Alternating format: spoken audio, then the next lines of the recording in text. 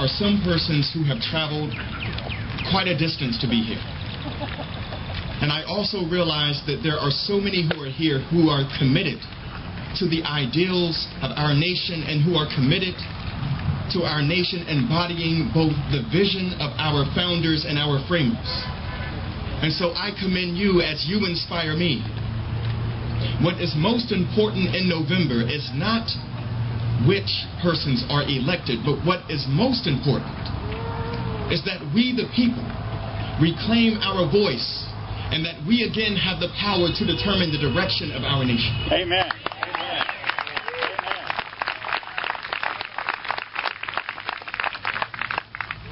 And so in that sense, I realize that there are some members of the Tea Party and those who are also here who are aware of many of the unfair characterizations of the Tea Party movement. Well, I, for one, have been embraced by every member of the Tea Party that I have encountered, and I look forward to meeting everyone. I appreciate your courage as you inspire me because your voices are unbought. Your voices cannot be bought or sold by special interest or by corporations, but your voices are resounding throughout this district, our state, and our nation, and they speak of truth, and they recall our nation to the best part of ourselves and all that we are supposed to be. And so in that sense, there have been some persons who were even asking me, Jerry, how can you as a African American attend a Tea Party meeting? And I said, first of all, I'm not an African American because Africa is a continent. And since I'm not African North American, I have a national identity, and my national identity is American.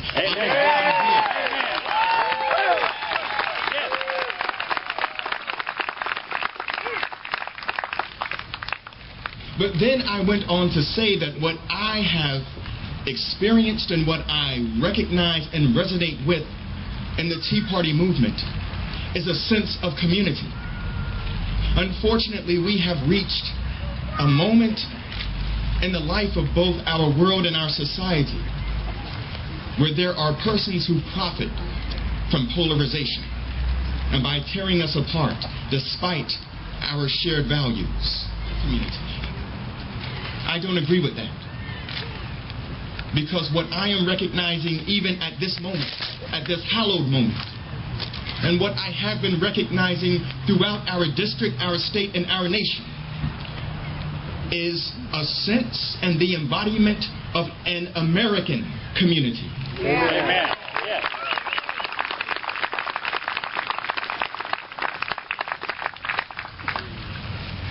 The word community, unfortunately, is often thrown around. And there are very few persons who have truly embraced what it means to commune with one another. For persons to commune with one another based on their shared heritage and their shared values. Communities are made up, one, of commerce, business, free enterprise. In this nation, in this representative democracy, here in the United States, persons have the ability to go into business for themselves. And unfortunately, there are those who sit in power currently, who we're going to remove in November, who believe that persons should be penalized for their success. If there is anything that is un-American, it is the idea that someone should be penalized for their success.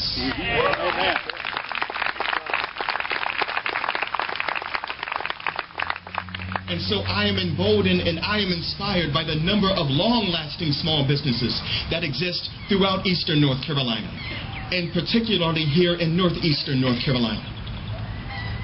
But communities are also based on caring and compassion. As an ordained Baptist minister, I hope, if you don't mind, if I talk about the Lord for just 1 second. Is that all right? Amen. Yes. One of the most important things that Jesus did throughout the Gospels was to heal people. He was a healer. He did that because it was his mission. It was a part of his earthly ministry. If you notice, the Roman government did not do that because it's not the role of government to be involved in healthcare. Amen.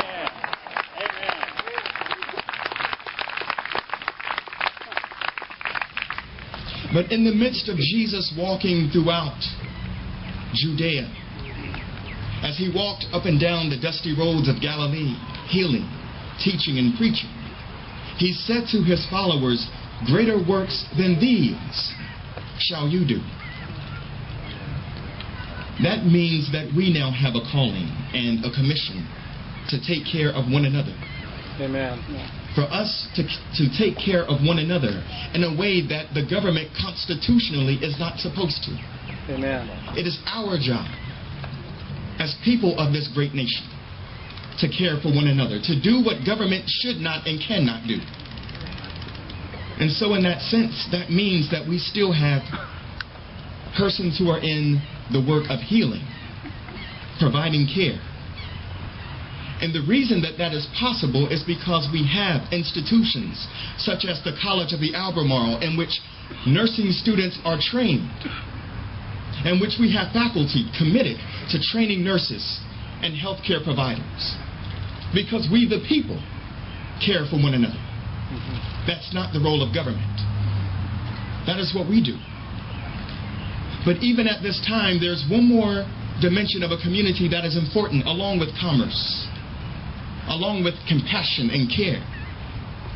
There's safety. Our commerce could not exist unless we are safe. Our compassion and our care could not exist without protection.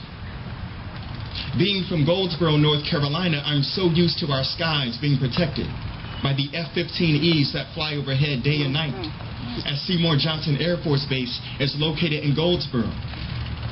But it's wonderful for me at this moment to look at this beautiful coast and to know that this coast is protected and that all of us are safe right now. Unfortunately, there are persons throughout our nation who take our safety for granted as if freedom is free. But you know and I know that freedom is paid for by the blood, by the sweat, and the tears of men and women in uniform who give their all in order for us to have our security. And the importance of our security means so much to me at this moment as I stand in front of this wonderful coast. As I stand here at this waterfront, I realize that the reason that we are so safe is because since 1790, Alexander Hamilton founded the United States Coast Guard. Yes.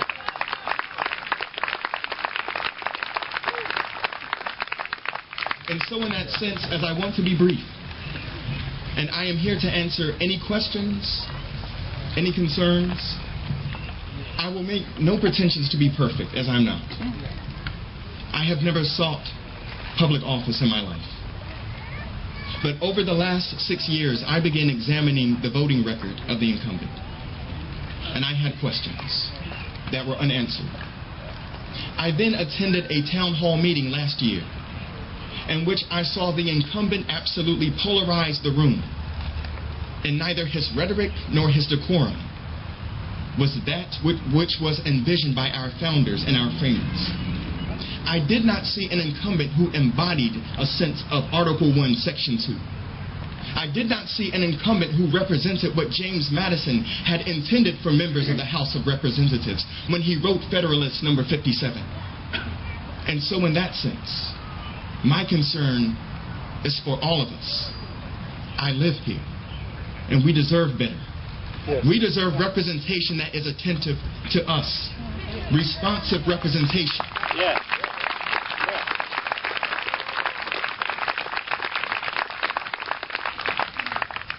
And so, in ending my comments, I have been made aware that the motto of the United States Coast Guard is Semper Paratus, always ready.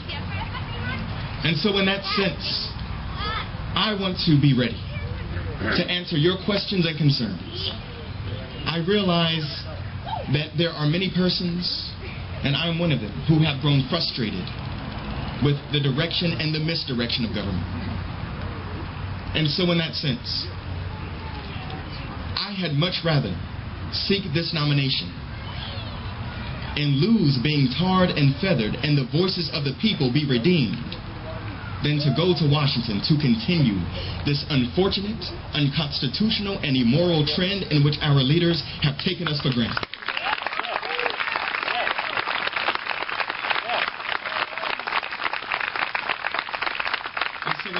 thank you so much for having me. I hope that I did not stumble too much, as I did just want to speak from my heart.